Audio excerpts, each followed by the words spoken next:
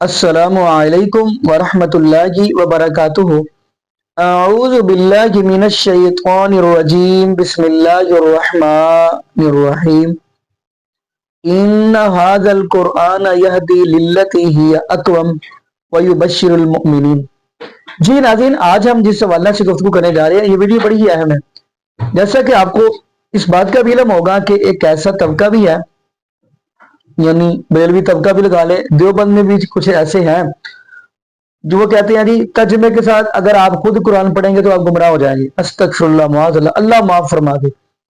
और देवबंद के अंदर भी आप देखेंगे गालबन मुफ्ती अब्दुल वहाद कुरैशी साहब, उन्होंने भी ये बात कही है कि अगर आप तर्जमे के साथ कुरान पढ़ेंगे तो अस्तगफिरुल्लाह, माअज़ल्लाह, आप गुमराह हो जाएंगे। तो नवीन, अब काफी बरेलवी लोग भी है ना, वो काफी इंजीनियर मोहम्मद मिर्जा साहब को सुन सुन के काफी इस चीज पर यानी वो आगे हैं कि हक सुनने को पसंद करने लग पड़े हैं। तो खैर नाज़रीन, हम आपको पहले मुफ्ती समर अब्बास की गुफ्तगू सुनवाएंगे, फिर आपको हम इंजीनियर मोहम्मद मिर्जा साहब की गुफ्तगू सुनवाएंगे। फिर फैसला आपने करना है कि सारी उम्र बरेलवी तबका ने लोगों को गुमराही की तरफ रखा, स्टोरियों की तरफ रखा, किस्से कहानियों की तरफ रखा, लेकिन ये वो बंदा है जिस बंदे ने अवाम उन्नास के सामने रब्बुल आलमीन का कुरान रखा और नबी पाक सल्लल्लाहु अलैहि वसल्लम का फरमान अवाम उन्नास के सामने रखा। तो आइए नाज़रीन मिलके वीडियो देखते हैं। ये कहता है कि आपके सामने कुरान इसी तरह पढ़ा जा रहा है जिस तरह फ्रेंच जुबान के अंदर आपको गालियां निकालना शुरू कर दे। इसमें कुरान की खुली तौहीन है। और यहां पर वो जेलम का जाहिल जैसे बक बक करता, मैंने उसकी एक वीडियो सुनी, कहता जी कुरान मजीद बगैर तर्जमे जो पढ़ता है एंजा जी में फ्रांच च गालियां दिंदा पे। अस्तगफिरुल्लाह सुम्मा अस्तगफिरुल्लाह, खुदा इसको बर्बाद करे। इसने कितने लोगों के ईमान को बर्बाद कर दिया। और ये भी सोशल मीडिया के जरिए एक फितना आया है, इस तो बड़े बड़े आए सारे खत्म हो गए, खत्मे ने भी हो जाना है। हूँ आखिरी सामते सब मर गया कि जिरफ टू चढ़ती पई है, मर गया, खत्म हो गया है। वो बड़े बड़े आए, मैं तुहानू दस्सिया फिरौन दा बूढ़ ही है नहीं सी, लेकिन साइयां ने मुका के रख दिता। इन्हां दा बूढ़ कोई नहीं हुंदा, मैं जो करांगा मैं जो करांगा। और मैं कहा तू कख भी नहीं करेगा। तो उसने ये कहा, हालांकि मैं आपको एक सादा सिंपल हदीस सुनाता हूं, कुरान मजीद को तर्जमे के साथ पढ़ना जरूरी नहीं है, ये याद रख लें। आलिम बने, समझे, फिर पढ़े आप। अगर कोई कहता है कि तर्जमे के साथ पढ़ना जरूरी है, मैं इस जाहिल और इसके जितने बाप हैं कमीने, मैं उन सबसे कहना चाहता हूं, अगर कोई उसका चमचा कड़छा यहां बैठा है वो भी गौर करे, मेरा क्लिप रिकॉर्ड करके पियो कर लो, उन्होंने कहता जवाब दे। अलिफ लाम मीम, इसका कोई माई कलाल मुझे तर्जमा बताए क्या? यासीन, इसका कोई तर्जमा मुझे बताए।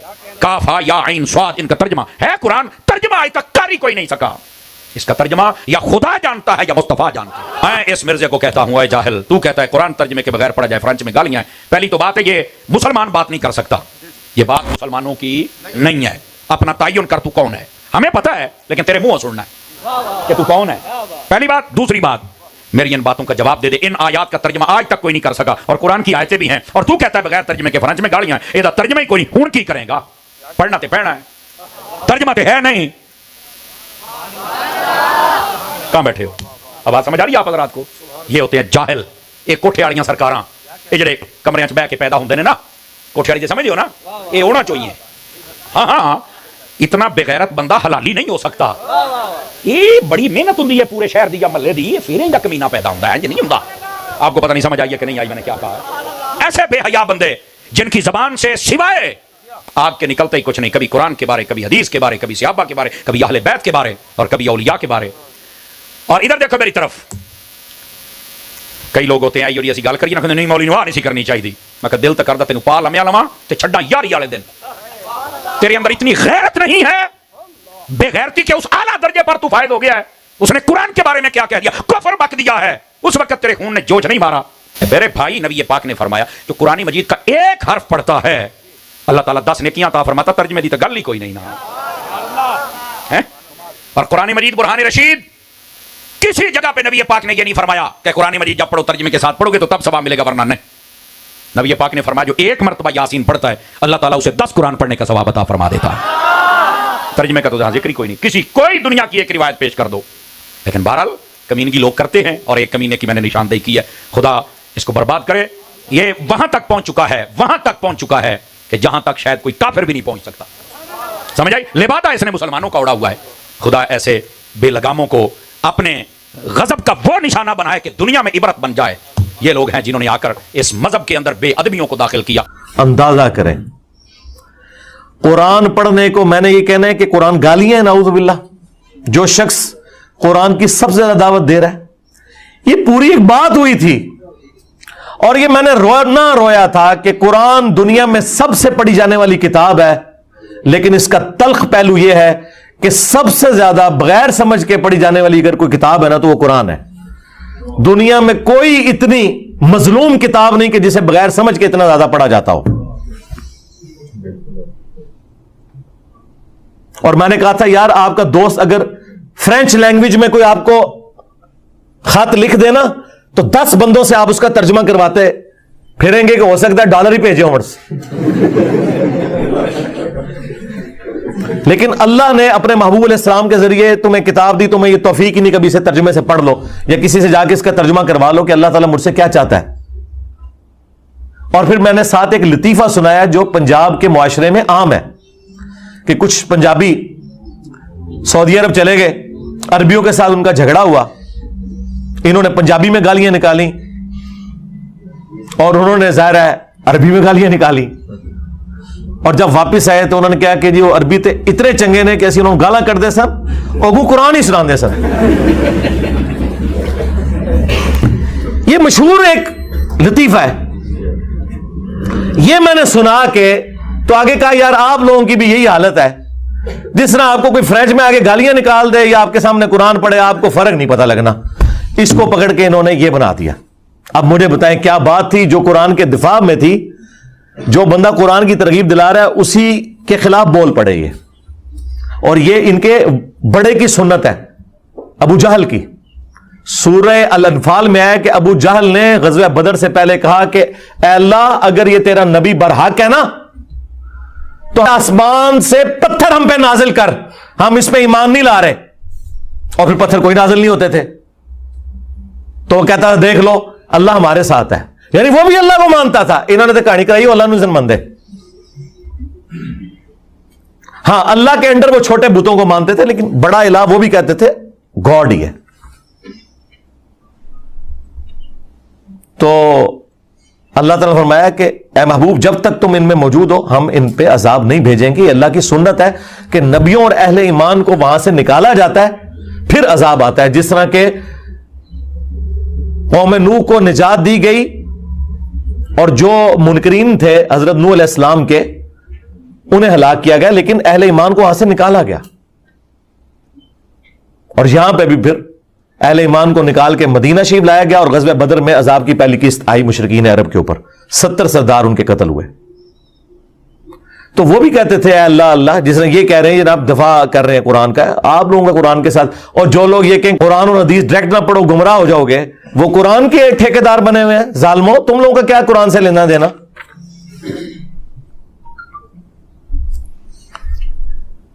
اس میں مجھے ایک ضمن لطیفہ اوریجنل.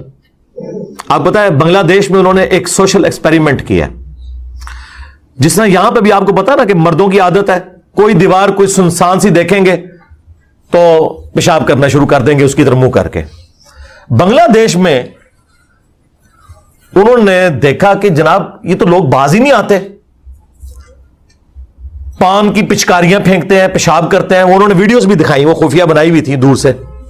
پھر انہوں نے کیا کیا کہ قرآن کے رسم الخط میں نا انہی دیواروں کے اوپر نا لکھ دیا کہ یہاں پیشاب کرنا منع ہے، لیکن وہ لگتا تھا کہ قرآن کی آیت لکھی ہوئی ہے. ظاہر مسلمان تو پتہ ہی نہیں قرآن کے اندر کیا لکھا ہے. پھر انہوں نے کیمرے لگائے، جو بندہ ناڑا کھولنے لگتا نا سامنے دیکھتا نا ایسے کر کے نا تو آگے چلا جاتا. یہ ویڈیوز ہیں یوٹیوب پہ اور یہ اوریجنل سوشل ایکسپیریمنٹ کیا بی بی سی والوں نے کیا تھا.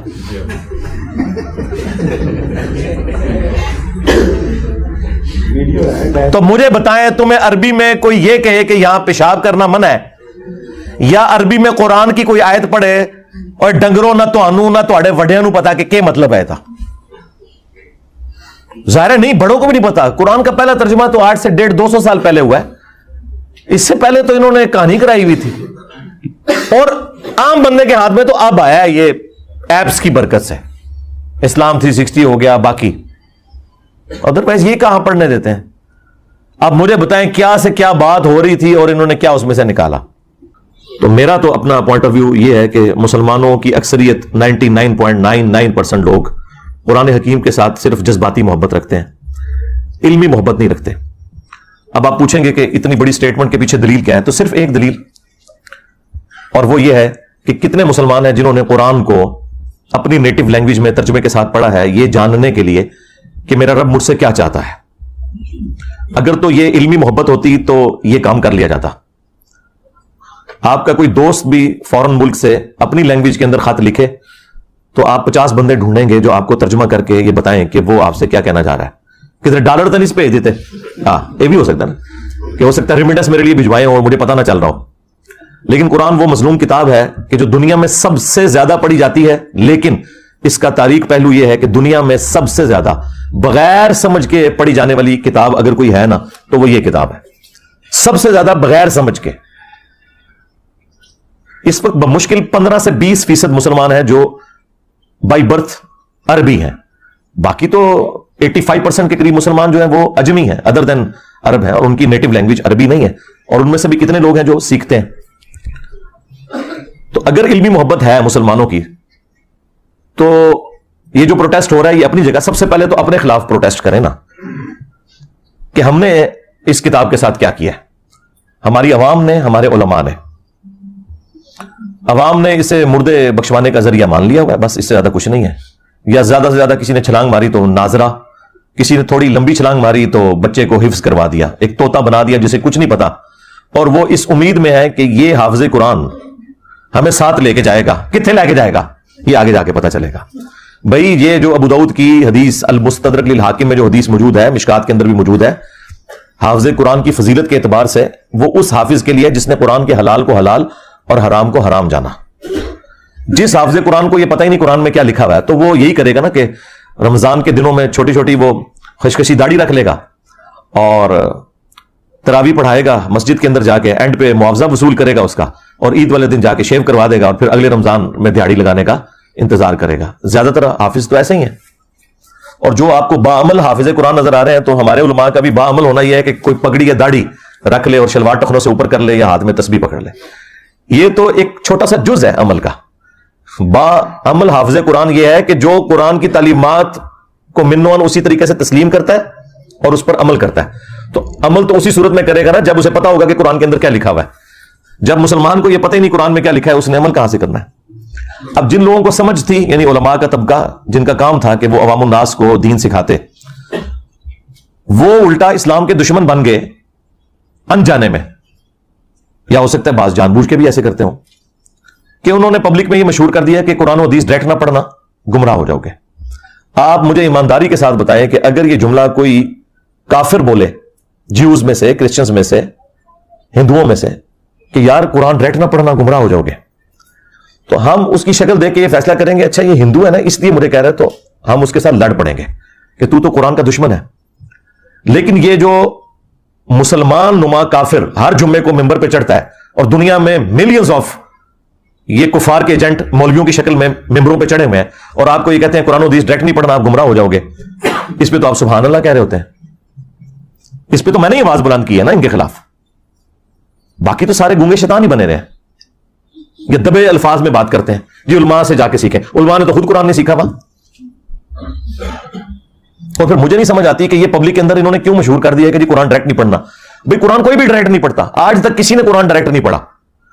ایک مسلمان اردو لنگوسٹک والا جب احمد بریلوی صاحب کا ترجمہ پڑھتا ہے تو وہ قرآن ڈائریکٹ کہاں سے پڑھ رہا ہے؟ وہ تو احمد بریلوی صاحب سے قرآن پڑھ رہا ہے. اگر کوئی ڈائریکٹ اشرف علی تھانوی صاحب کا ترجمہ پڑھتا ہے تو وہ قرآن ڈائریکٹ کہاں سے پڑھ رہا ہے؟ وہ تو اشرف تھانوی صاحب سے قرآن پڑھ رہا ہے.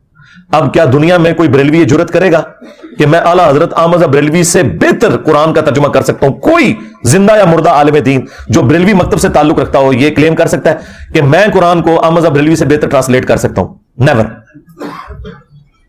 یا کوئی دیوبندی زندہ یا مردہ یہ کلیم کرے کہ میں اشرف تھانوی صاحب سے بہتر ترجمہ کر سکتا ہوں؟ یا کوئی اہل حدیث کہے کہ میں جونا گڑھی سے بہتر ترجمہ کر سکتا ہوں؟ یا کوئی اہل تشیع میں سے کہ جی میں سید فرمان علی شاہ سے بہتر ترجمہ کر سکتا ہوں؟ تو جب ہم لوگوں کو یہ ریفر کرتے ہیں کہ آپ اپنے اپنے مکاتب فکر کے علماء کے ترجمے پڑھیں تو ہم انہی علماء سے آپ کو پڑھا رہے ہوتے ہیں. یہ جو انہوں نے ڈھکوسلا مچایا نا کہ ڈائریکٹ نہیں پڑھنا گمراہ ہو جائیں گے, انہیں کہ ہم ڈائریکٹ پڑھ ہی نہیں رہے, ہم تو پڑھ رہے ہیں آپ کے بڑوں سے. صحابہ کرام علیہم رضوان میں 1% بھی لوگ نہیں تھے جو لکھنا پڑھنا جانتے تھے. صرف یہ تھا کہ قرآن عربی میں تھا, ان کی اپنی زبان عربی میں تھی. نبی علیہ السلام جب قرآن پڑھتے تھے ان پہ اثر ہو جاتا تھا. آج اگر قرآن آپ کی نیٹو لینگویج کے اندر ہے, آپ بے شک لکھنا پڑھنا بھی نہ جانتے ہوں, آپ کو پتا چل جائے گا قرآن میں لکھا کیا ہوا ہے. مجھے بتائیں, یہ 11 سپتمبر 2001 ٹوئنس ٹاور کا جو اٹیک ہوا امریکہ میں, اس کے بعد جو ہزاروں لوگ مسلمان ہوئے ہیں پچھلی 2 دہائیوں کے اندر, کیا انہوں نے علماء سے جا کے قرآن پڑھا؟ اور ان کی اوقات تو یہ ہے کہ دوسری اذان کے وقت لوگ مسجد میں آ رہے ہوتے ہیں. انہوں نے انگریزی میں قرآن کا ترجمہ پڑھا, اسلام قبول کر لیا. اور پھر ان میں سے کئی لوگ ہیں جنہوں نے باقاعدہ پھر اسلام کے دفاع میں کتابیں لکھی, اور یہاں بڑے بڑے علماء بڑے فخر سے بتاتے ہیں کہ دیکھیں جی یہ فلاں انگریز ہے, اس نے نبی صلی اللہ علیہ وآلہ وسلم کے حق میں یہ کتاب لکھی ہے. اب انہی علماء سے پوچھیں کہ بھئی اس کے پاس تو ڈگری نہیں ہے, تم اس کی تعریف کیوں کر رہے ہو؟ وہ کہتے ہیں ڈگری چھوڑیں, بات بڑی اچھی کی ہے, کیونکہ اس کے نام سے انجینئر تو نہیں نہ آتا. ہاں بس چپ کیتے رہو, انجینئر آئے گا پھر دیکھ لیں گے. دیکھیں آپ لوگوں میں چھوٹی چھوٹی ایسی چیزیں بتاتا ہوں جس سے آپ کا دماغ کھلے, کہ جب آپ غیر مسلموں کی مثالیں دیتے ہیں کہ فلاں نے نبی علیہ السلام کی شان میں یہ کتاب لکھ دی, فلاں نے یہ لکھ دی, تو یار وہ کوئی ڈگری والے لوگ ہیں؟ نہیں, انہوں نے قرآن بھی اپنی نیٹو لینگویج میں اسٹڈی کیا ہوتا ہے, لیکن چونکہ وہ پوری نیک نیتی کے ساتھ یہ کرتے ہیں, اللہ تعالیٰ انہیں اسلام تک بھی پہنچا دیتا ہے. کئی ایسے لوگ بھی ہوتے ہیں اور ان کی ورکنگ آپ کو نظر آتی ہے, اور آپ کوٹ کرتے ہیں, ان کے ساتھ کی ورکنگ آپ کے لوگ نہیں کر سکتے. اور یہی حال یہاں پر بھی ہے. جن لوگوں کو اللہ تعالیٰ نے قرآن کی خدمت کے لیے اٹھایا, آپ دیکھ لیں سارے کے سارے نان مولوی ہیں, چاہے مولانا مودودی رحمہ اللہ ہو, ڈاکٹر اسرار صاحب رحمہ اللہ ہو, احمد دیدار صاحب رحمہ اللہ ہو, یہ سب کے سب لوگ اس مدرسہ سسٹم کی آؤٹ پٹ نہیں ہے, خدمت اللہ تعالیٰ نے ان سے لی ہے. تو یہ جو علماء ممبروں پہ چڑھ کے آپ کو یہ کہہ رہے ہیں کہ قرآن و حدیث ڈائریکٹ نہ پڑھنا گمراہ ہو جاؤ گے, ان سے بڑا اسلام کا دشمن کون ہو سکتا ہے؟ ہم کس حوصلے کے ساتھ ان کی یہ باتیں سن لیتے ہیں. ویسے تو لاجیکلی یہ غلط بول رہے ہوتے ہیں, لیکن ان کے یہ الفاظ کیا قابل گرفت نہیں ہے کہ تم اسلام کی پیٹھ میں چھڑا گھونپ رہے ہو؟ اصل میں یہود و نصارہ کے کفار کے ایجنٹ یہ لوگ ہیں جو آپ کے ممبروں پہ بیٹھے ہوئے ہیں کہ قرآن و حدیث ڈائریکٹ نہیں پڑھنا. اور یہ کہہ رہے کیوں ہیں؟ ان کو پتا ہے کہ ان کے فرقے کا کوئی عقیدہ قرآن و سنت کے مطابق نہیں ہے. انہیں فوراً فکر لگ جاتی ہے کہ اگر کسی نے قرآن ترجمے سے پڑھا تو پھر مرے ہوئے بزرگوں کو, بابوں کو پکارنا چھوڑ دے گا, ایک اللہ کا پکارنے والا وہ بن جائے گا. ایاک نعبد و ایاک نستعین. انہیں یہ فکر لگ جاتی ہے کہ اگر اس نے صحیح بخاری اور صحیح مسلم پڑھ لی تو اسے تو پتا چلے گا کہ نماز کا طریقہ تو ایک ہی لکھا ہوا ہے تمام کتابوں کے اندر, سنی ہو یا شیعہ. اور سنیوں کی بھی ٹاپ آف لسٹ جو کتاب ہے بخاری اور مسلم, اس میں تو نماز کا طریقہ رکوع میں جاتے وقت اور رکوع سے اٹھتے وقت رفع الیدین کے ساتھ لکھا ہے. تو میں پھر اس کو کیسے سنبھالوں گا؟ یہ تو آگے مجھ سے پوچھے گا کہ بخاری مسلم تمہارے مدارس میں اگر پڑھائی جا رہی ہے تو تم لوگ نماز سنت کے مطابق کیوں نہیں پڑھ رہے؟ یہ پیچھے ریزن ہے, ان کے چندے بند ہو جائیں گے. یہ آپ کو کبھی بھی قرآن و حدیث ڈائریکٹ نہیں پڑھنے دیں گے. اسلام کے ساتھ دشمنی یہ لوگ کر رہے ہیں, قرآن کے بڑے دشمن یہ ہیں. اور پھر دیکھیں کیسی دشمنی ہے ان کی. آپ کو یہ قرآن کے حوالے سے بجائے یہ بتانے کے کہ یہ کتاب ہدایت ہے, آپ کو یہ بتائیں گے جی قرآن میں تو لکھا ہے کہ قرآن پڑھ کے لوگ گمراہ بھی ہو جاتے ہیں. استغفر اللہ. میری یہ بات یاد رکھیے گا, اگر کسی کا یہ عقیدہ ہے کہ قرآن لوگوں کو گمراہ کرتا ہے, ایسا شخص کافر ہے, اس کے کفر میں شک کرنے والا بھی کافر ہے. مسلمان کا یہ عقیدہ ہو ہی نہیں سکتا کہ یہ کتاب گمراہ کرتی ہے, ورنہ ہم غیر مسلم کو یہ کہیں گے کہ بھائی یہ لو کتاب پڑھو, گمراہ بھی ہو سکتے ہو, ہدایت بھی پا سکتے ہو, آگے تمہاری اپنی مرضی ہے. اوکے کری کول ہی رکھو. ہاں لاجیکل. آج اگر کوئی غیر مسلم اسلام قبول کرنا چاہے یا اسلام کو اسٹڈی کرنا چاہے اور ہم سے پوچھے بتاؤ تمہاری کتاب کون سی ہے, ہم اسے قرآن دیتے وقت یہ کہیں گے کہ یہ ہماری کتاب ہے, لیکن 50-50 چانسز ہیں, گمراہ بھی ہو سکتے ہو, ہدایت بھی, کہ کری کول ہی رکھو. اور اگر کوئی میرے جیسا مسلمان وہ یہ کہے کہ یہ ہماری کتاب ہے, اسے پڑھو, یہ سراپا ہدایت ہے, اور آگے سے اگر وہ انگریز پوچھ لے کہ کیا تو نے بھی یہی قرآن پڑھ کے اپنے عقیدوں کی اصلاح کی تھی, تو 99% مسلمان جو ہے نا اس کا منہ دیکھیں گے کہ نہیں. پھر وہ آگے سے اگر یہ پوچھ لے کہ اگر تو نے اس کتاب سے ہدایت حاصل نہیں کی ہے تو مجھے کیوں مشورہ دے رہا ہے, تو ہمارے ساتھ شرم سے جھک جائیں گے. قرآن میں کہیں نہیں لکھا یہ قرآن گمراہ کرتا ہے. وہ ایک جملہ, جس طرح میرے کلپ یہ چھوٹے چھوٹے کاٹتے ہیں نا, یہ اللہ کا کلپ کاٹا ہوا ہے ان مولویوں نے. یہ مولوی اتنے ظالم ہیں کہ یہ اللہ کے بھی کلپ کاٹتے ہیں. یضل بہ کثیر ویہدی بہ کثیرا, یہ اللہ کا کلپ انہوں نے قرآن سے کاٹا ہے. قرآن میں یہ نہیں لکھا ہوا تھا کہ یہ کتاب گمراہ کرتی ہے.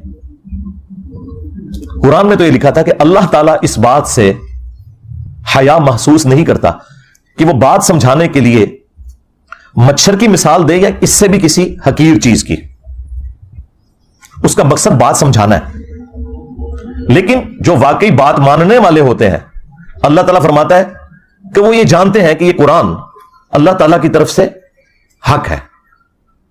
اور جو بات ماننے والے نہیں ہوتے وہ اس میں کیڑے نکالتے ہیں اور وہ کہتے ہیں کہ اللہ نے قرآن میں یہ مثال کیوں بیان کی, سورۃ الحج میں مکھی کی بیان کر دی, سورہ العنکبوت میں مکڑی کی بیان کر دی, تو اللہ تعالیٰ تو اتنی بڑی ہستی ہے تو یہ چھوٹی چھوٹی مثالیں کیوں بیان کرتا ہے؟ تو اس کے جواب میں اللہ تعالیٰ نے فرمایا کہ جو اہل ایمان ہے وہ تو جانتے ہیں کہ یہ حق ہے تیرے رب کی طرف سے, کیونکہ اس کا مقصد بات سمجھانا ہے. اچھا استاد وہ ہوتا ہے جو اسٹوڈنٹ کے لیول پہ اتر کے بات کو سمجھاتا ہے, اپنے علم کا روب نہیں ڈالتا موٹے موٹے الفاظ بول کے. لیکن یہ لوگ جو ہیں ان کے لیے پھر اللہ تعالیٰ کہتا ہے تمہارے لیے جواب یہ ہے کہ یضل بہ کثیرا ویہدی بہ کثیرا. اللہ تعالیٰ اس کتاب کے ذریعے گمراہ کر دیتا ہے بہت سے لوگوں کو. کن لوگوں کو؟ کہ جو نہیں مانتے کہ یہ اللہ کا کلام ہے اور جو اللہ کی مثالوں کے ساتھ ایگری نہیں کرتے, اور ہدایت دے دیتا ہے بہت سے لوگوں کو. وما یضل بہ الا الفاسقین, اور اس سے گمراہ نہیں ہوتے مگر جو فاسق ہیں. 2 نمبر لوگ جو اترے میں, اس کو مثال سے سمجھیں کہ ایک ہی بارش ہے, وہ اگر گندگی کے ڈھیر پر برسے گی تو وہاں سے تعفن نکلے گا, اور اگر مٹی پہ برسے گی وہاں سے پھول اور پودے نکلیں گے. تو اللہ تعالیٰ فرما رہا ہے کہ جو یہ قرآن کو تانا دیتے ہیں نا کہ قرآن میں چھوٹی چھوٹی مثالیں کیوں آئی ہیں, تو اللہ تعالیٰ فرمایا کہ جو اہل ایمان ہے وہ تو جانتے ہیں کہ اللہ بات سمجھانا چاہ رہا ہے, اور تم چونکہ بات نہیں سمجھنا چاہ رہے تو یہ اسی لیے نازل ہوئی ہے تاکہ تم اس میں کیڑے نکالو اور گمراہ ہو جاؤ. یہ بات اللہ تعالیٰ نے تانے کے طور پر, ٹونٹ کے طور پہ کی تھی, نہ کہ یہ بتایا تھا کہ قرآن گمراہ کرتی ہے. اللہ نے کہا کہ جو قرآن کو نہیں ماننا چاہتا وہ گمراہ ہو جائے گا, اور جو قرآن کو ماننا چاہتا ہے وہ ہدایت پا جائے گا. یہ بتایا ہوا تھا. اس کو انہوں نے کہہ دیا قرآن گمراہ کرتا ہے. نعوذ باللہ. یہ تو لکھے نہیں یضل بہ, اللہ نے اس مثال کے ساتھ بہت سے لوگوں کو گمراہ کر دیا. کن کو گمراہ کر دیا؟ جو لوگ اس مثال کو نہیں ماننا چاہتے, چھوٹی چھوٹی مثالوں کو, اور بہت سے لوگوں کو ہدایت مل گئی. جس میں قرآن میں کئی جگہ ہے کہ جب قرآن نازل ہوتا ہے تو جو اہل ایمان ہے ان کا ایمان بڑھتا ہے. جب کافر ان سے پوچھتے ہیں کہ یہ آیات نازل ہونے سے کیا ہوا, تو اللہ تعالیٰ فرماتا ہے کہ اہل ایمان تو کہتے ہیں ہمارا ایمان بڑھتا ہے اس سے. یعنی جو بات ماننے والے ہیں ان کا ایمان بڑھے گا. اگر کسی کا ایمان نہیں بڑھ رہا اور وہ کہہ رہا ہے میں ایسے گمراہ ہو رہا ہوں, تو اس کا مطلب یہ ہے کہ وہ تو ایمان والا ہی نہیں, اور یہ زیادہ مسلمان ہی کہتے ہیں. تو اپنے ایمان کی فکر کرو. پھر دوسری مثال آپ کو دیتے ہیں سورہ الجمعہ سے. وہ کہتے ہیں کہ جی سورہ الجمعہ میں اللہ تعالیٰ نے فرمایا علماء یہود کی مثال گدھوں کی سی ہے, جس طرح گدھے پر کتابیں لاد دی جائیں. تو یہ کوئی کتابیں سامنے رکھ کے یا کتابیں پڑھ کے کوئی بندہ عالم نہیں بن جاتا. یہ تو اللہ تعالیٰ نے گدھوں کی مثال بیان کی ہے. حالانکہ یہ انہی کو ہی اللہ تعالیٰ نے گدھوں سے مثال دی ہے کہ جو لوگ کتابیں صرف سامنے رکھتے ہیں پڑھتے نہیں, ان کے شوکیسوں میں سجی ہوئی ہوتی ہیں. کیوں؟ گدھے پہ اگر آپ کتابیں لاد دیں تو گدھا کتاب کا صرف بوجھ اٹھا سکتا ہے, پڑھ نہیں سکتا. تو اللہ نے علماء یہود کو کہا کہ تم نے بھی ان کتابوں کا بوجھ اٹھایا ہوا تھا کئی صدیوں سے, تمہیں پتا تھا کہ اس کتاب کے اندر آخری پیغمبر کی پیشگوئیاں لکھی ہیں, لیکن جب وہ پیغمبر آیا تم ان کے انکاری ہو گئے ہو. تو تمہاری مثال ان گدھوں کی سی ہے کہ جن پہ کتابیں لدی ہیں, تم نے وہ کتاب پڑھ کر اس پیغمبر کو نہیں پہچانا. کتاب پڑھنے والوں کو تانا نہیں دیا اللہ نے, نہ پڑھنے والوں کو گدھے کا, یعنی آپ کے بھی علماء کو جنہوں نے شوکیسوں میں سجائی ہوئی اور کہتے ہیں قرآن ڈائریکٹ نہ پڑھنا گمراہ ہو جاؤ گے. یہ مثال تو ان علماء کی بیان ہوئی ہے کہ انہوں نے گدھے کی طرح بوجھ کتابوں کا اٹھایا. آج تک کسی نے بخاری مسلم سے نماز کا طریقہ نہیں اپنی پبلک کو بتایا, تو گدھو تم نے یہ بوجھ ہی اٹھایا ہوا ہے بخاری مسلم کا, اس پہ پڑھ کے عمل نہیں کیا. جس طرح علماء یہود نے نبی صلی اللہ علیہ وآلہ وسلم کی پروفیسیز دیکھ کر ان پر عمل نہیں کیا تھا, الٹا رسول اللہ کے مخالف بن گئے تھے. آج تم بھی اسلام کی پیٹھ میں چھرا گھونپ رہے ہو. یہ مطلب ہے اس کا. جی گدھوں کی مثال آئی ہے, اور گدھو تمہاری مثال آئی ہوئی ہے. اور یہ گدھے کی مثال بخاری مسلم میں نبی الاسلام نے اپنے امت کے وائزین ان مولویوں کے بارے میں بھی فرمایا کہ میں نے کولو کا, جس طرح گدھا ہوتا ہے نا, جس طرح بیل ہوتا ہے نا, اس طرح گدھا بھی ہوتا تھا اگلے زمانوں میں. اس طرح میں نے جہنم میں ایسے لوگوں کو جو لوگوں کو نیکی کا حکم کا کہتے تھے, خود کو نہیں عمل کرتے تھے, یعنی کہ مولوی طبقہ علامہ پاڑے والا, تو ان کو میں نے انتڑیوں کے گرد, اپنی انتڑیوں کے گرد جہنم میں چکر لگاتے ہوئے دیکھا ہے گدھے کی مانند. تو نبی الاسلام نے انہیں گدھے کی مثال بیان کیا ہے. قرآن نے بھی کیا, نبی الاسلام نے بھی کیا. قرآن نے تو علماء سوء کو کتا کہا ہے. سورۃ الاعراف کی آیت نمبر 175 اور 176 میں بلعام بن باورا جو ایک یہودی عالم تھا, تفصیل اس کی المستدرک للحاکم میں موجود ہے. اللہ نے علم دیا تھا لیکن پستی میں گر گیا, دنیا کا کتا بن گیا. اچھا وہ چندوں کے چکر میں پڑ گیا. اللہ نے کہا کہ ہم نے اسے علم دیا تھا لیکن وہ دنیا کا طلبگار ہو گیا. اب اس کی مثال کتے کی سی ہے، جس طرح کتا ہر وقت زبان باہر نکالے ہوتا ہے، چاہے اس کے پیٹ میں کچھ ہو یا نہ ہو، اس پہ بوجھ ڈالیں نہ ڈالیں، اس کی رالیں ٹپکتی رہتی ہیں نا، اس طرح اس کی رالیں ٹپکتی ہیں. یہ چندہ بک لے کے پھرتا رہتا ہے. آج کے دور میں قرآن پہ، سنت پہ، انبیاء کرام علیہ السلام کی تعلیمات پر عمل کرنے والوں کو اللہ تعالیٰ نے کبھی بھی قرآن میں برا نہیں کہا. ہمیشہ ان کو کہا کہ جو نام لے کر اس پہ عمل نہیں کر رہے، یعنی علماء سو. پھر ابو داؤد کے اندر وہ حدیث موجود ہے کہ نبی علیہ السلام نے فرمایا میری امت میں ایسے فرقے پیدا ہوں گے، ان میں ایسی بدعات سرایت کر جائیں گی جس طرح ہلکا کتا، یہ ریبیز جو ہوتے ہیں، یہ کسی کو کاٹ جائے اور اس کے ایک ایک رگ و ریشے میں اس کا زہر پہنچ جائے نا، اس طرح میری امت میں ایسے فرقے ہوں گے کہ جن کے اندر بدعات کا زہر پہنچ جائے گا جس طرح کتا کاٹ جاتا ہے. اب میں آپ سے پوچھوں گا یہ کون سا کتا ہے جو کاٹ جائے تو آپ کے جسم کے اندر مذہب کے پوائنٹ آف ویو سے نیگیٹو چیزیں انجیکٹ ہو جاتی ہیں؟ ظاہر ہے کسی کرکٹر، فٹ بالر، اسکواش کے پلیئر کے کاٹنے سے تو ایسا نہیں ہوگا، مولوی کے کاٹنے سے ہی ہوگا نا، کیونکہ دین کا کسٹوڈین اور دین سکھانے والا کون ہے؟ مولوی.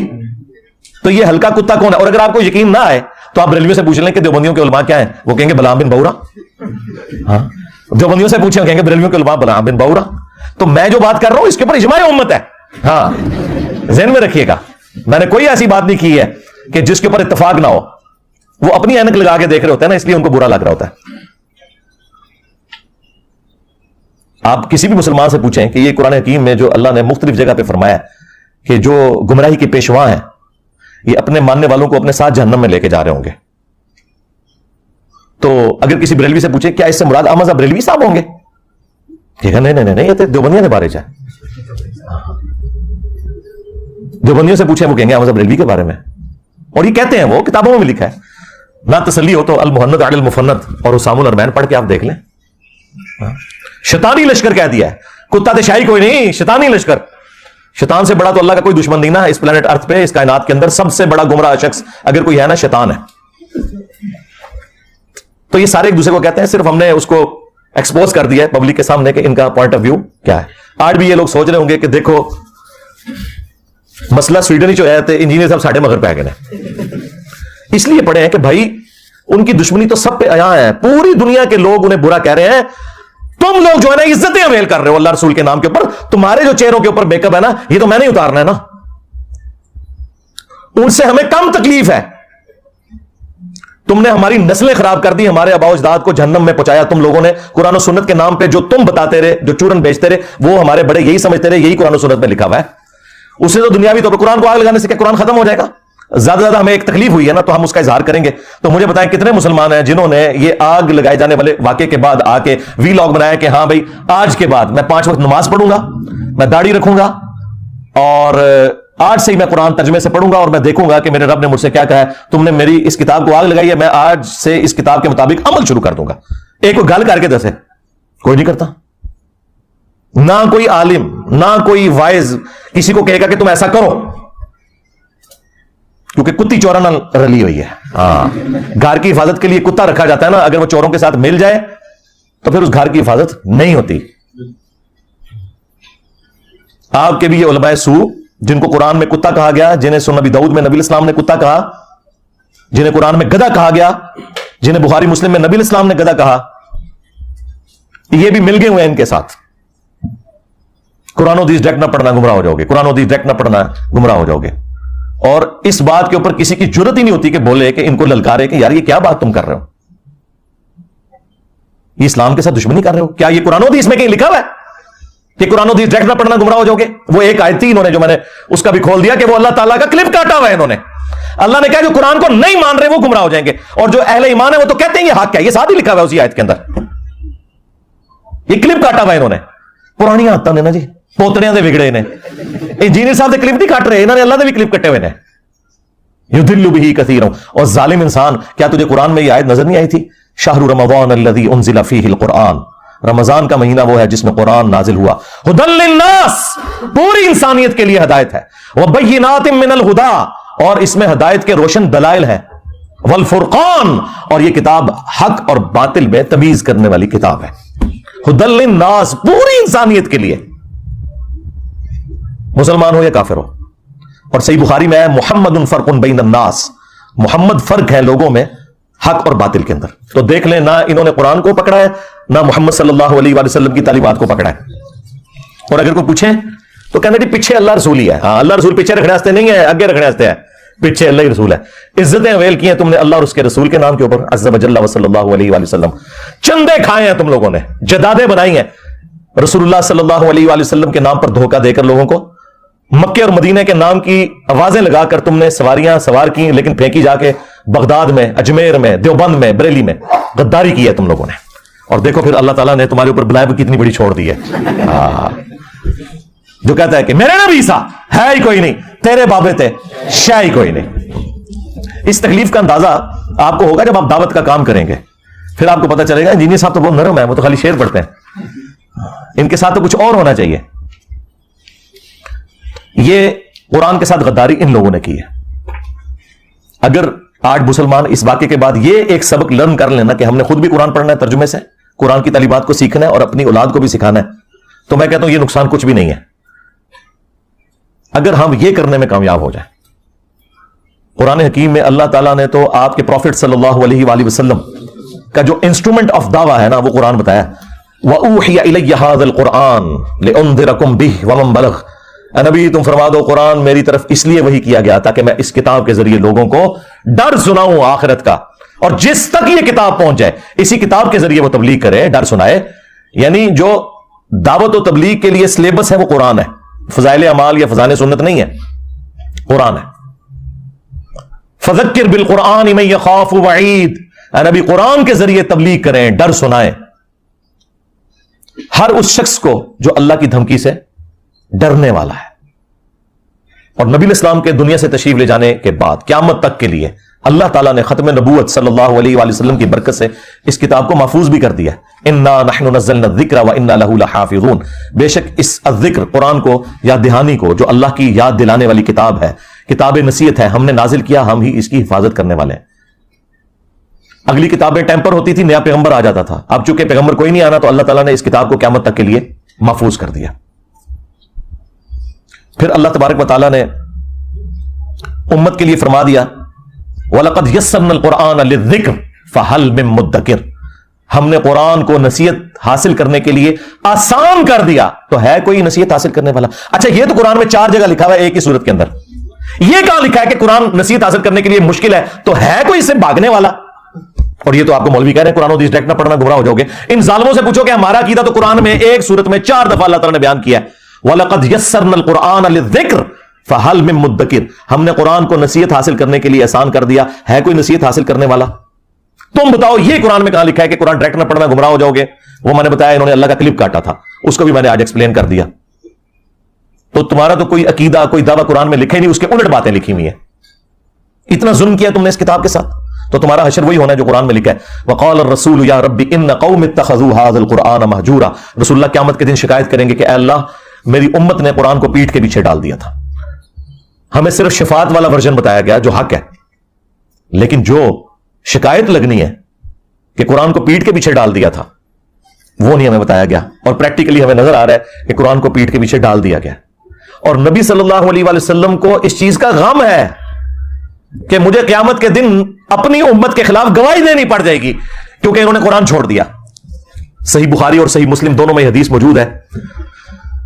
عبداللہ ابن مسعود رضی اللہ تعالیٰ عنہ کہتے ہیں کہ ایک دن نبی صلی اللہ علیہ وآلہ وسلم ممبر پر بیٹھے ہوئے تھے تو آپ نے مجھے آواز دی کہ عبداللہ ہمارے قریب آؤ اور ہمیں قرآن سناؤ. تو کہتے ہیں میں نے کہا یا رسول اللہ قرآن تو آپ پہ نازل ہوا ہے, میں آپ کو قرآن سناؤں؟ تو آپ نے فرمایا کہ مجھے لوگوں سے سن کر لطف محسوس ہوتا ہے. تو عبداللہ ابن مسعود رضی اللہ تعالیٰ عنہ کہتے ہیں کہ میں نے نبی صلی اللہ علیہ وآلہ وسلم کے حکم پر سورۃ النساء کی تلاوت کرنا شروع کی, اور میں جب آیت نمبر 41 پہ پہنچا, آپ اندازہ کریں نبی صلی اللہ علیہ وآلہ وسلم نے آلموسٹ یہ 6 رکوع ہیں جو تلاوت سنی ہے. تو 41 نمبر آیت پہ جب میں پہنچا فَكَيْفَ إِذَا جِئْنَا مِن كُلِّ أُمَّةٍ بِشَهِيدٍ, تو وہ کیا وقت ہوگا کہ جب ہم ہر امت میں سے ایک گواہ کو یعنی وقت کے پیغمبر کو اٹھائیں گے. کس لیے؟ تاکہ وہ اہل ایمان کے حق میں گواہی دے اور جو ان کے مخالفین تھے ان کے خلاف گواہی دے. وَجِئْنَا بِكَ عَلَىٰ هَٰؤُلَاءِ شَهِيدًا, اور اے نبی ہم تمہیں گواہ اٹھائیں گے ان کے اوپر, ان مشرکین عرب کے اوپر جنہوں نے آپ کی مخالفت کی, ان کے خلاف گواہی دینے کے لیے آپ کو جب اٹھائیں گے یہ آیت سورہ النساء کی آیت نمبر 41 جب پڑھی حضرت عبداللہ ابن مسعود رضی اللہ تعالیٰ عنہ نے، تو بخاری مسلم کے الفاظ ہیں کہ نبی الاسلام نے کہا کہ عبداللہ بس کرو، عبداللہ بس کرو. وہ کہتے ہیں میں نے جب نگاہ اٹھا کے دیکھا تو نبی الاسلام کی مبارک آنکھوں سے آنسو روا تھے، آپ کی داڑھی تر ہو چکی تھی اس غم سے کہ مجھے اپنی امت کے خلاف، اپنی قوم کے خلاف قیامت کے دن گواہی دینی ہے قرآن چھوڑنے کے سبب. وقال الرسول یا ربی ان قوم اتخذوا هذا القرآن مہجورا، اور رسول اللہ شکایت کریں گے کہ میری قوم نے قرآن کو پیٹھ کے پیچھے ڈال دیا تھا. اچھا دیکھیں، ہم لوگ یہ کہتے ہیں یا اللہ جو کچھ بھی ہے تیرے محبوب کی امت سے ہے، اور محبوب نہ رو رہے ہیں ہماری وجہ سے. ہم تو اس امید میں ہے نا کہ نبی الاسلام نے ہمیں بچانا ہے، اور نبی الاسلام اس بات پر رو رہے ہیں کہ مجھے اپنی امت کے خلاف گواہی دینی ہے. یہ تو چیز ہی کچھ اور نکل آئی. کتنی حیران کن بات ہے. یعنی اس کا مطلب ہے عقل ہوئے تھے موجہ ہی موجہ، عقل ہوئے تھے سوچیں ہی سوچا. نبی الاسلام کو چونکہ پتا تھا کہ آخرت کا معاملہ کتنا سخت ہے، آپ تو رو رہے ہیں کہ یہ تو رگڑے جائیں گے، اللہ تعالیٰ نے جب اٹھانا ہے تو اللہ کا تو کوئی رشتہ دار نہیں ہے، اور مجھے اللہ نے جب گواہی کے لیے، تو نبی الاسلام نے تو جھوٹ نہیں بولنا، بتا دینا ہے کہ امت نے کیا کیا ہے. اور امت کہہ رہی ہے جو کچھ بھی ہے تیرے محبوب کی امت سے ہے. تو محبوب سے بھی پوچھ لو انہوں نے آپ کے ساتھ کیا کرنا ہے.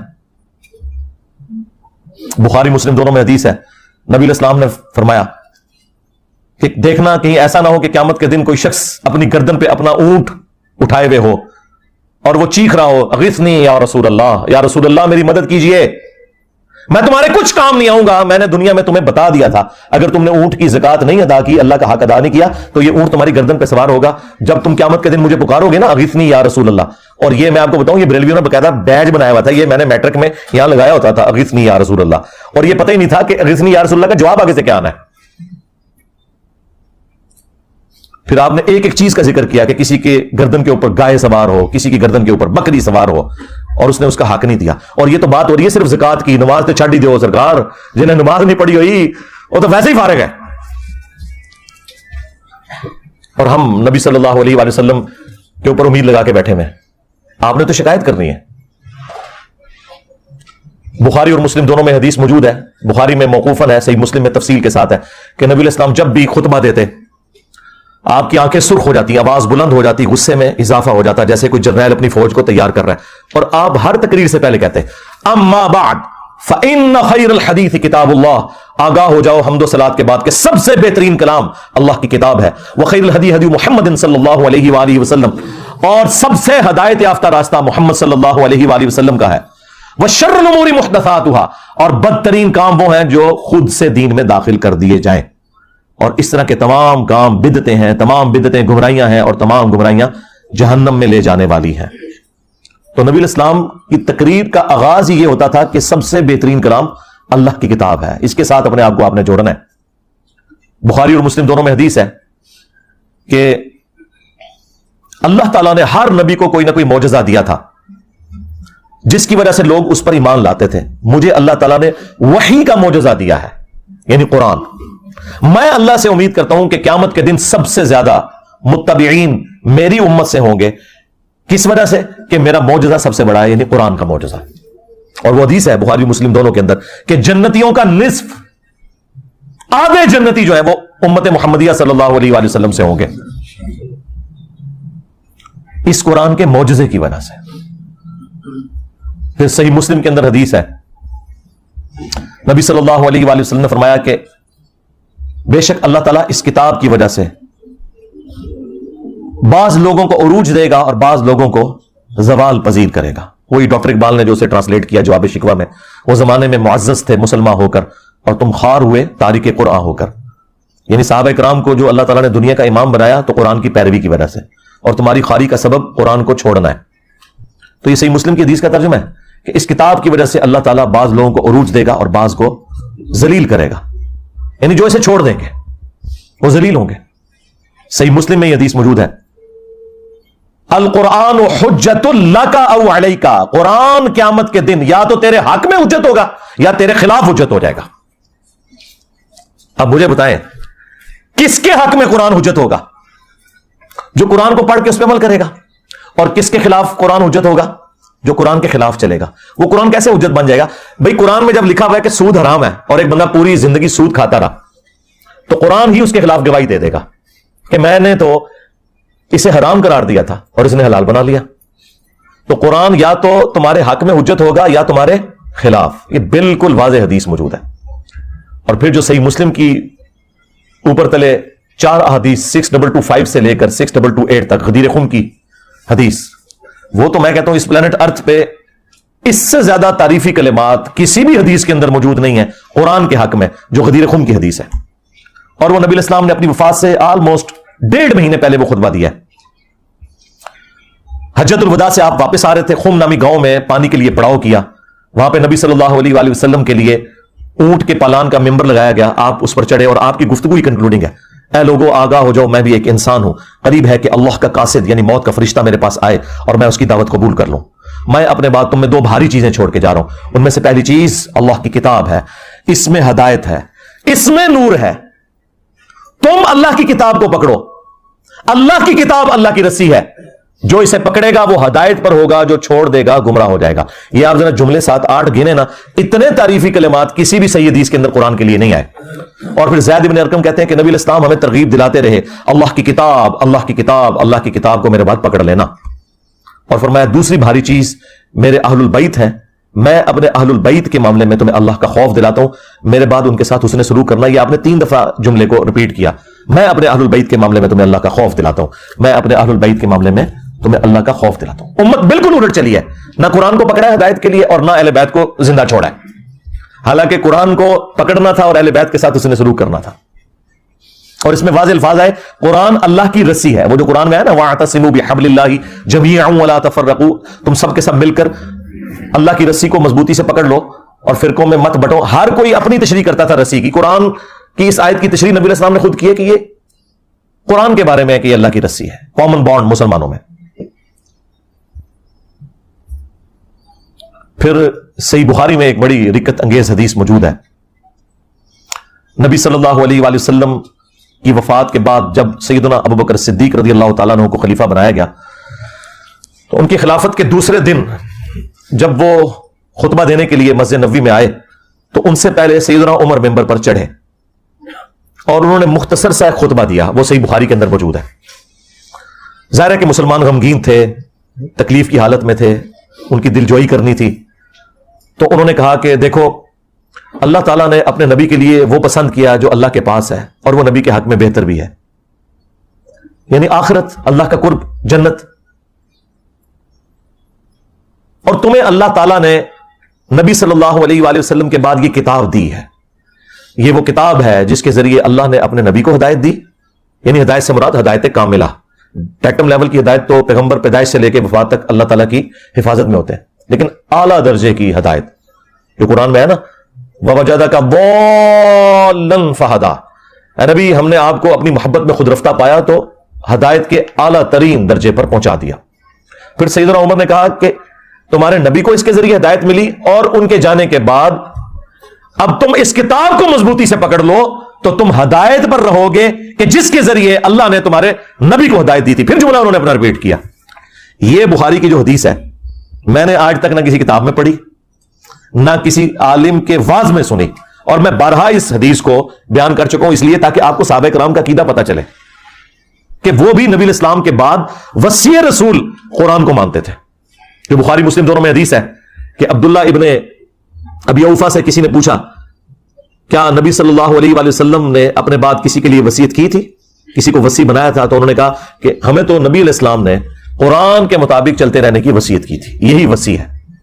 اور یہ جو حضرت عمر کا خطبہ ہے یہ کلاس کا خطبہ ہے کہ نبی علیہ السلام تو اللہ کی جنتوں میں پہنچ گئے، اپنے بعد وہ تمہارے لیے وہ کتاب چھوڑ کے گئے ہیں کہ جس کے ذریعے اللہ تعالیٰ نے تمہارے نبی کو بھی ہدایت دی تھی اور تمہیں بھی اسی کتاب کو پکڑ کر ہدایت ملنی ہے.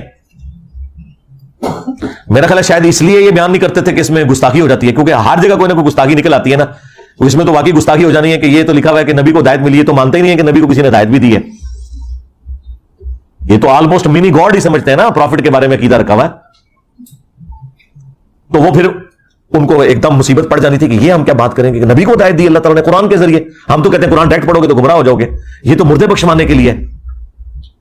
تو اس کی تشریح ہم نے کر دی ہے کہ اس ہدایت سے مراد اعلیٰ درجے کی ہدایت ہے جو قرآن میں ہے وَوَجَدَكَ ضَالًّا فَهَدَىٰ، اے نبی ہم نے آپ کو اپنی محبت میں خود رفتہ پایا تو ہدایت کے اعلیٰ ترین درجے پر پہنچا دیا. یہاں پہ ضال کا ترجمہ گمراہی نہیں ہے. ضال کے 2 معنی ہوتے ہیں، ایک گمراہی اور ایک معنی ہوتا ہے کسی کی محبت میں ڈوب جانا. جس طرح یوسف علیہ السلام کے بھائیوں نے کہا تھا اپنے باپ کے لیے، حالانکہ وہ پیغمبر کے بیٹے تھے، پیغمبر کے صحابہ تھے، کافر نہیں تھے، ان ابانا لفی ضلال مبین، بے شک ہمارے ابا جان تو یوسف کی محبت میں ڈوب چکے ہیں. وہاں یہ ترجمہ نہیں ہوگا کہ ہمارے ابا جان گمراہ ہو چکے ہیں، یہ اگر بات کہتے تو کافر ہو جاتے. وہ انہوں نے اپنے باپ کو کہا کہ وہ یوسف کی محبت میں ڈوب چکے ہیں. قرآن میں واضح ہے ما ضل صاحبکم وما غوی، تمہارے نبی نہ کبھی گمراہ ہوئے ہیں اور نہ کبھی غلط راستے پر چلے. یہی تو ہم کہہ رہے ہیں کہ اپنا امام اس کو بناؤ کہ جو نہ کبھی گمراہ ہوا نہ کبھی بے راہ چلا. یہ گارنٹی صرف اس شخص کے لیے جس کی قبر مدینے میں ہے صلی اللہ علیہ وآلہ وسلم، جو ہمارے بابا جان ہیں. النبی اولا بالمؤمنین من انفسہم وازواجہ امہاتہم، نبی صلی اللہ علیہ وآلہ وسلم مومنین کی جانوں پر ان سے بڑھ کر حق رکھتے ہیں، اور نبی کی بیویاں امت کی مائیں ہیں. تو اپنا تعلق رسول اللہ صلی اللہ علیہ وآلہ وسلم کے ساتھ مضبوط کرنا ہے اس کتاب کے ذریعے جو نبی علیہ السلام نے اپنے بعد امت کے لیے چھوڑی ہے. میرا خیال ہے یہ جو سویڈن والا واقعہ ہے، اس سے پوری دنیا کے مسلمانوں کو ایک عبرت تو سب کو پکڑنی چاہیے کہ وہ نیت کریں کہ ہم آج ہی قرآن ترجمے سے شروع کریں گے، اور بھلے جس کا مرضی ترجمہ شروع کر لیں، کوئی فرق نہیں پڑتا. اور انشاءاللہ تعالی ہم نہ صرف قرآن کو ترجمے سے پڑھیں گے بلکہ اپنی زندگی میں روٹین بنائیں گے قرآن کو کم از کم ایک رکوع روزانہ پڑھنے کی، اور انشاءاللہ پھر اس کے مطابق عمل بھی کریں گے. اور یوں ہم اپنا پروٹیسٹ ریکارڈ کروائیں گے اسلام کے دشمنوں کے خلاف کہ تم نے قرآن کو آگ لگائی تھی، تو دیکھو ہم قرآن کو پڑھیں گے اور اس کے مطابق عمل کریں گے. یہ ہمارا پریکٹیکل جواب ہوگا. باقی جو گورنمنٹ لیول کے اوپر جواب دینے ہیں وہ تو آپ کا کام بھی نہیں ہے نا، وہ تو OIC کا کام ہے، فارن منسٹری کا کام ہے، وہ اپنی جگہ کریں گے.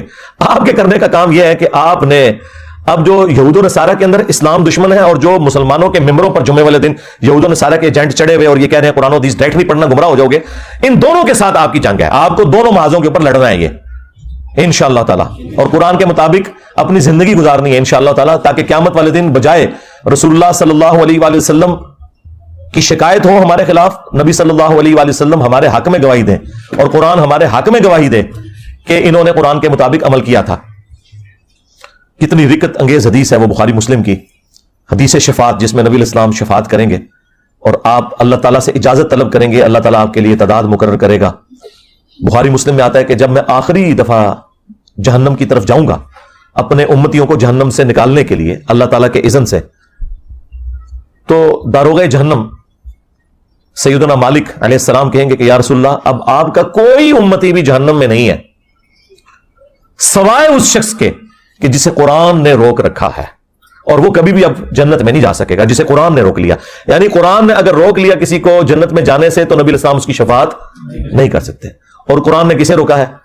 انه من يشرك بالله فقد حرم الله عليه الجنہ ومأواه النار وما للظالمین من انصار.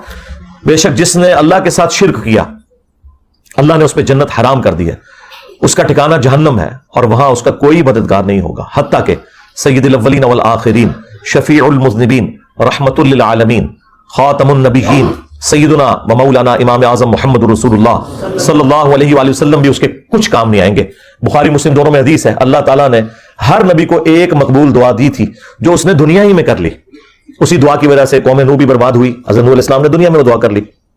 میں نے اپنی دعا سنبھال کے رکھی ہے قیامت کے دن کے لیے، اور میری اس دعا سے میرے ہر امتی کو نفع پہنچے گا سوائے اس شخص کے کہ جس نے دنیا میں کسی قسم کا شرک کیا ہوا.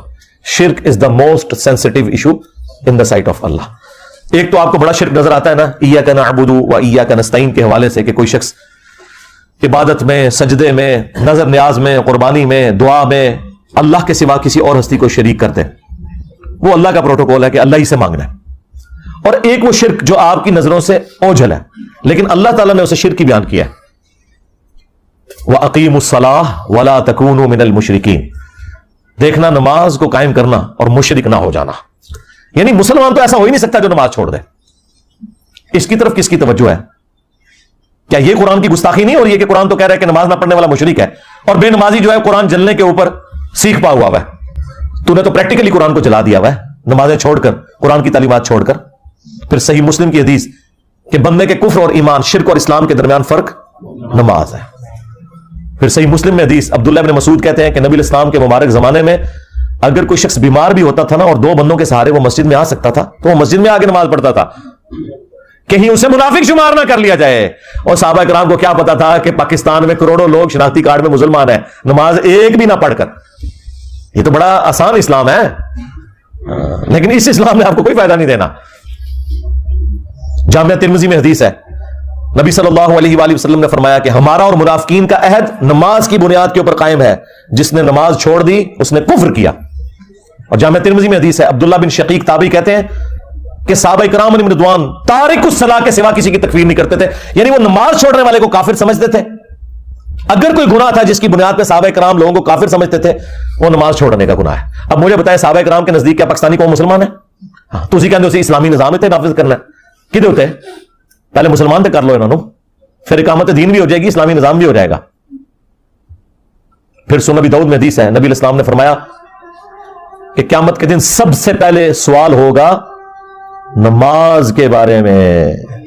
قیامت کے دن اگر اس کا سوال یہ والا آسان ہو گیا تو اگلے معاملات اس کے لیے آسان ہو جائیں گے, اور اس میں پھنس گیا تو پھر مارا گیا. اور ابو داؤد میں حدیث ہے, جب بچہ 7 سال کا ہو جائے اسے نماز کا حکم دو, اور 10 سال کا ہو نماز نہ پڑھے تو مارو اسے, اور بچوں کے 10 سال کی عمر میں بسترے بھی الگ کر دو. پھر جو مسند احمد کے اندر حدیث ہے کہ نبی علیہ السلام نے فرمایا کہ نمازی کے لیے نماز قیامت کے دن روشن دلیل ہوگی, نور ہوگی, نجات کا ذریعہ ہوگی. اور جس نے نماز چھوڑ دی اس کے لیے نہ تو کوئی دلیل ہے قیامت کے دن اللہ کے حضور بچنے کی, نہ کوئی نجات والا معاملہ ہے. الٹا اس کا حشر قارون, فرعون اور حامان کے ساتھ ہوگا. یعنی ہوگا مسلمان لیکن کھڑا کس کے ساتھ ہوگا؟ فرعون کے ساتھ, وہ جو دنیا میں کہتا تھا کچھ بھی ہے تیرے محبوب کی امت سے وہ. ہاں.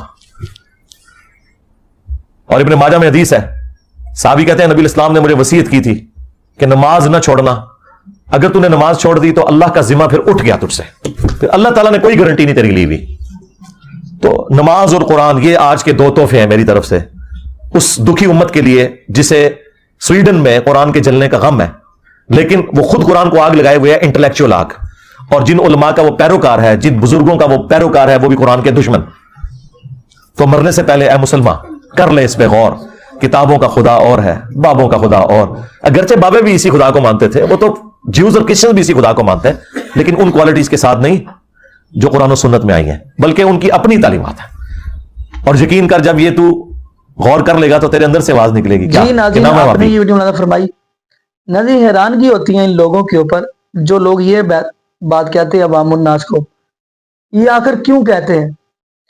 یہ اس لیے کہتے ہیں اگر عوام الناس نے رب العالمین کا قرآن ترجمے کے ساتھ پڑھ لیا تو لوگوں کو ہر چیز کی سمجھ آ جائے گی. کیا مطلب؟ لوگوں کو توحید بھی سمجھ آ جائے گی, اور لوگوں کو نبی پاک صلی اللہ علیہ وسلم کی پوری شریعت کی سمجھ آ جائے گی. وہ کیسے؟ اگر عوام الناس نے ترجمے کے ساتھ قرآن پڑھ لیا تو توحید کی سمجھ آ گئی, کیونکہ واضح قرآن پاک پورا اگر پڑھے نا, تمام انبیاء علیہ السلام نے مشکل وقت کے اندر اگر دروازہ کھڑکایا, اگر کنڈی کھڑکائی ہے تو رب العالمین کی ذات کی کھڑکائی ہے. تمام انبیاء علیہ السلام نے پورا قرآن کا مطالعہ کریں گے نا تو کسی نبی نے دوسرے نبی کا وسیلہ نہیں ڈالا, پورے قرآن آپ پڑھیں گے.